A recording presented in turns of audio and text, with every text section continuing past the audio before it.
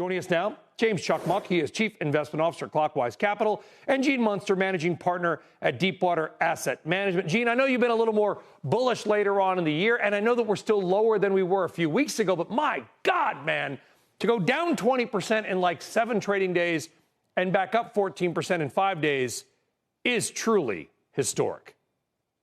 There's two conversations going on. There's one of what the market is telling us and what ultimately they're predicting is going to happen here in the near term, that big drop, and then the rip back.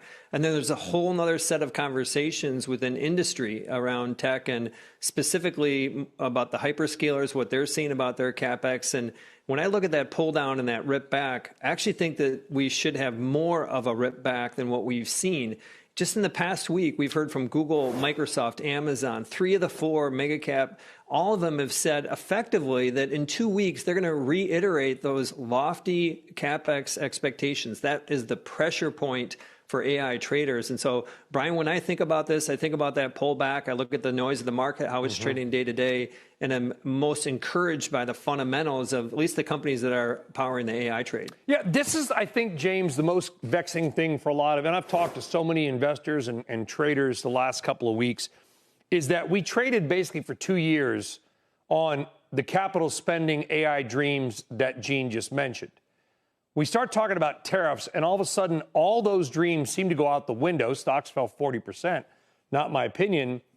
And yet no capital spending plan so far that I've seen has been cut or cut meaningfully.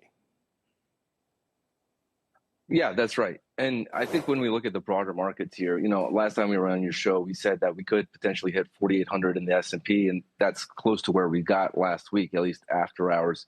But that being said, I think that the developments coming out of this weekend, despite the mixed messaging, are incrementally positive. You know, we have been slightly reducing our hedges last week on the sell-off late last week and becoming incrementally positive because I think despite the mixed messaging, if you look at the overarching intent of what's happening, and that is to protect American industry, and they're not going to let the leaders in technology and innovation fall by the wayside, you know, with these tariffs. So I think the intent is there. I think you can become incrementally bullish.